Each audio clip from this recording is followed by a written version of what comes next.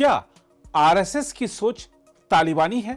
क्या आरएसएस हिंदू राष्ट्र बनाने के एजेंडे पर काम कर रहा है? क्यों कांग्रेस के नेताओं और कुछ कथित बुद्धिजीवियों को लगता है कि आरएसएस की सोच देश के लिए घातक है? आज इन सब मुद्दों का विस्तार से विश्लेषण करेंगे, इसलिए अंत तक जरा इस रिपोर्ट के साथ बने रहिए।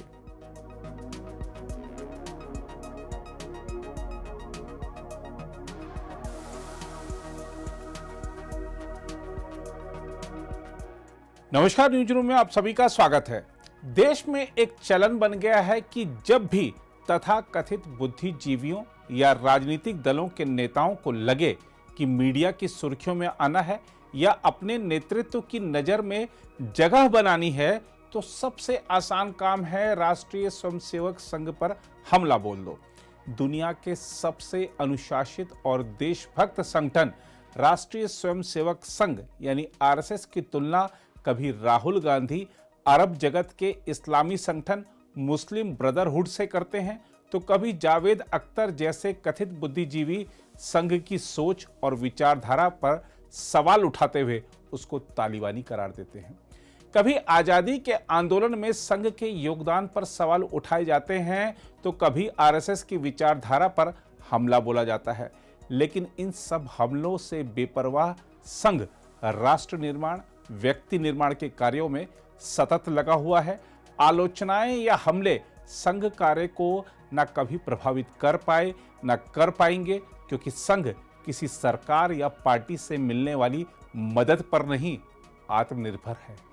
जो लोग भारत में संघ के कार्यों को लेकर शंका जाहिर करते हैं, उन्हें पता होना चाहिए कि संघ के अनुषंगिक संगठन दुनिया के कोने कोने में फैले हैं और मानव सेवा के कार्य कर रहे हैं। जहां तक संघ पर हालिया हमले की बात है, तो गीतकार जावेद अख्तर ने आरएसएस की तुलना तालिबान से करते हुए कहा है कि संघ परिवार और उसके अनुषंगिक संगठनों विश्व हिंदू परिषद और बजरंग दल का भी उद्देश्य वही है जो तालिबान का है।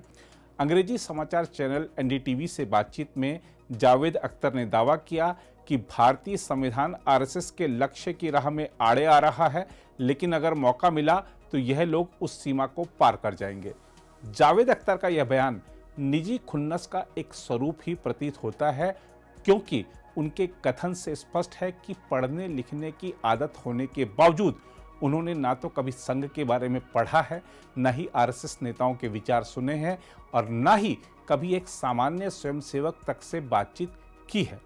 जावेद अख्तर अगर कह रहे हैं कि आरएसएस भारत को हिंदू राष्ट्र बनाना चाहता है, तो उनकी समझ पर तरस आता है। दरअसल आरएसएस की हिंदू राष्ट्र संबंधी सोच को जो लोग ठीक से समझ नहीं पाते, वही इस तरह की बचकाना टिप्पणी करते हैं। आरएसएस का मानना है कि राष्ट्र के वैभव और शांति के लिए काम कर रहे सभी भारतीय हिंदू हैं। जिन लोगों की भावना राष्ट्रवादी है और जो लोग भारत की संस्कृति तथा विरासत का सम्मान करते हैं, वो सभी हिंदू हैं। आरएसएस का मानना है कि सभी भारतीयों का डीएनए एक है, चाहे वह किसी भी धर्म के हों। देखा जाए तो आरएसएस देश के सभी 135 करोड़ लोगों को हिंदू मानता है, और जब भारत में सभी हिंदू हैं, तो यह हिंदू राष्ट्र अपने आप ही हो गया। इसमें यह बात कहां से आ गई कि भारत को हिंदू राष्ट्र बनाने की साजिश चल रही है? साफ है कि ऐसी बातें सिर्फ भ्रम और डर का माहौल पैदा करने की मंशा रखने वाले लोग ही कहते हैं।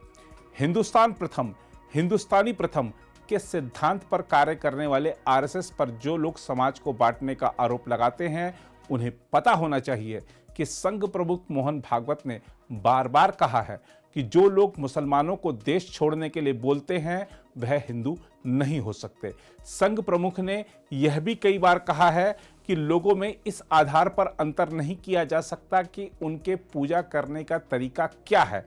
संघ के लिए भारतीय संविधान सर्वोच्च है और इसे वह पवित्र ग्रंथ के रूप में देखता है। संघ के बारे में अनेकों प्रकार के दुष्प्रचार किए जाते हैं, जैसे जावेद अख्तर या राहुल गांधी आदि को सिर्फ विश्व हिंदू परिषद या बजरंग दल ही क्यों दिखते हैं। संघ के आनुषंगिक संगठनों में तो मुस्लिम राष्ट्रीय मंच और राष्ट्रीय सिख संगत भी हैं। राहुल गांधी कई बार यह भी कह देते हैं कि संघ महिला विरोधी है क्योंकि वहां महिलाओं को कोई प्रतिनिधित्व तो नहीं दिया जाता।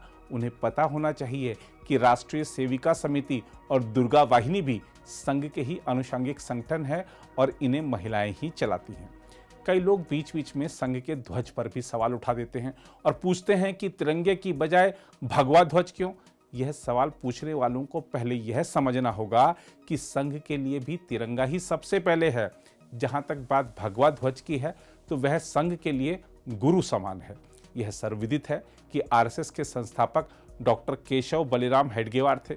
जब डॉक्टर हेडगेवार से यह आग्रह किया गया कि संस्थापक होने के नाते वह ही संगठन के गुरु बने तो उन्होंने विनम्रता पूर्वक इनकार करते हुए हिंदू संस्कृति के प्रतीक भगवा ध्वज को गुरु के रूप में प्रतिष्ठित किया था।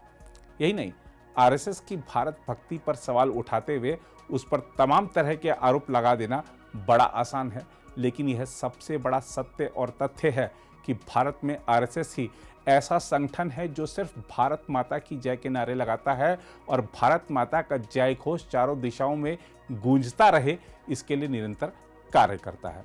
किसी आपदा या संकट के समय आरएसएस के नेताओं को स्वयंसेवकों से मदद के लिए जुटने का आग्रह या आह्वान नहीं करना पड़ता, बल्कि राहत कार्यों में सरकारी एजेंसियों से पहले आरएसएस के स्वयंसेवक ही जुट जाते हैं। बहरहाल, संघ को समझना आसान भले नहीं हो, लेकिन नामुमकिन भी नहीं है। संघ पर किसी भी प्रकार का आरोप लगाने से पहले जरा संघ की शाखा में जाना शुरू कीजिए। आपकी राय अपने आप बदल जाएगी। संघ ने समय समय पर अपने बारे में भ्रम दूर करने के लिए सर्व समाज को आमंत्रित करते हुए सम्मेलनों का भी आयोजन किया है। कभी मौका लगे तो ऐसे सम्मेलनों का हिस्सा बनिए और अपने मन के और दूसरों के मन के भ्रम को भी दूर कीजिए। जहां तक संघ पर तालिबानी संगठन होने का आरोप लगाने की बात है तो संघ तालिबानी नहीं, बलिदानी संगठन है और देश तथा समाज के लिए इसने अनेकों बलिदान किए हैं।